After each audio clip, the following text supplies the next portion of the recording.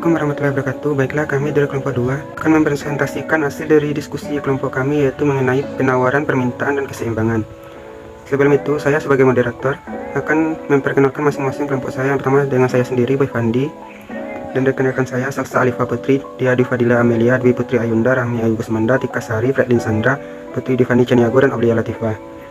Untuk memahami lebih lanjut lagi mengenai apa itu penawaran, permintaan, dan keseimbangan, selanjutnya akan dibacakan oleh rekan saya Salsa Alifa Putri.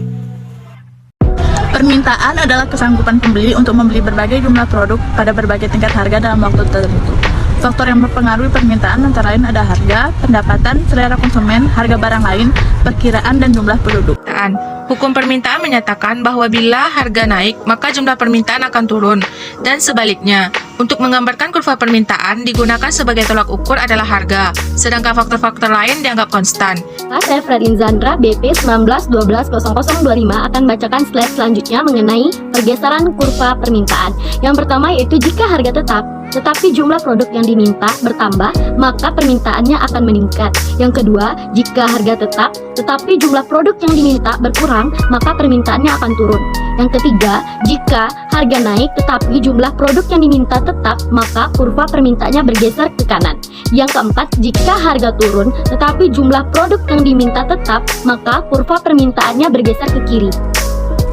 Baiklah, saya Aulia Latifah, BP 19120028 akan melanjutkan materi mengenai penawaran.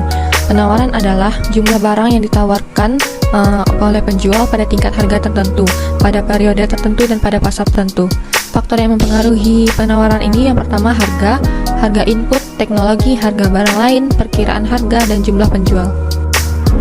Selanjutnya, hukum penawaran. Apabila harga suatu barang naik, penawaran barang tersebut akan naik.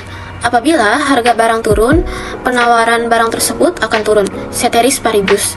Kemudian, keseimbangan pasar.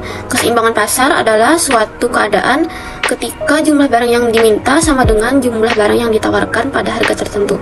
Konsep elastisitas. Elastisitas sama dengan sensitivitas sama dengan kelenturan. Elastisitas di sini berarti persentase perubahan variabel dependen atau jumlah barang terhadap variabel independen atau harga sebesar 1%.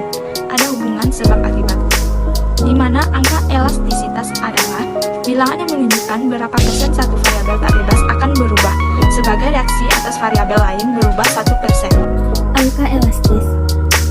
Inelastis atau EP kurang dari 1. Bila harga P mengalami perubahan sebesar 1%, akan memberi pengaruh perubahan jumlah barang yang diminta atau ditawarkan Q lebih kecil dari 1%. Elastis atau EP besar dari 1. Bila P mengalami perubahan sebesar 1%, akan memberi pengaruh Q lebih besar dari 1%. Unitary, EP sama dengan 1. Bila P mengalami penurunan sebesar 1%, maka Q juga akan turun 1%. Lanjutan angka elastis. Inelastis sempurna atau EP sama dengan 0. Permintaan atau penawaran tidak tanggap terhadap perubahan P. Dengan kata lain, berapapun harganya, permintaan atau penawaran Q akan tetap. Elastis sempurna atau EP sama dengan tak terhingga. Konsumen produsen dapat mempunyai kemampuan untuk membeli atau produksi beberapa pun jumlah Q pada tingkat P tertentu. Baiklah, saya Diadi Fadila Amelia akan membacakan slide selanjutnya. Jenis-jenis elastisitas. Yang pertama, elastisitas permintaan karena harga.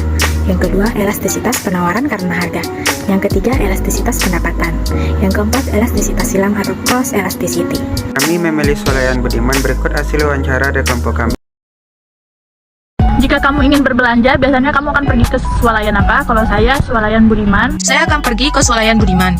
Biasanya saya selalu mengunjungi swalayan Budiman. Saya akan pergi ke Budiman Swalayan. Depan saya adalah Budiman. Saya swalayan Budiman. Biasanya saya pergi berbelanja ke swalayan Budiman. Saya akan pergi ke Swalayan Budiman. Itu Swalayan Budiman. Karena menurut saya, swalayan Budiman itu termasuk swalayan terlengkap di Padang ini. Karena barang yang disediakan lengkap dan sesuai dengan kebutuhan. Karena menurut saya di sana produk yang saya inginkan lebih lengkap. Terlebih lagi jika saya ingin membeli skincare atau make up, biasanya di sana. Dan tidak hanya itu, di sana juga banyak dilengkapi dan ditawarkan seperti cemilan-cemilan yang menurut saya relatif lebih murah. Banyak seperti minyak, sabun, susu, dan banyak lagi. Berbagai macam kebutuhan pokok ada di swalayan tersebut. Banyak ragamnya. Apa yang dibutuhkan pasti ada, seperti kebutuhan keseharian, keseharian yang diperlukan.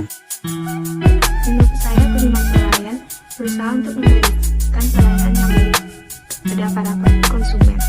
Ya, contohnya saja susu Pediasure yang susah ditemukan di swalayan lain, tetapi ada tersedia di swalayan Budiman. Menurut saya ya, karena barang yang kita cari itu selalu tersedia, pelayanannya baik dan ramah, serta Budiman Swalayan sering memberikan promosi seperti member card dengan cara mengumpulkan poin-poin yang bisa diganti dengan hadiah. Saya sudah menukarkan poin dari member card tersebut dan mendapatkan hadiah ya botol minum termos ini. Baiklah, itulah hasil presentasi dari kelompok kami mengenai penawaran, permintaan, dan keseimbangan.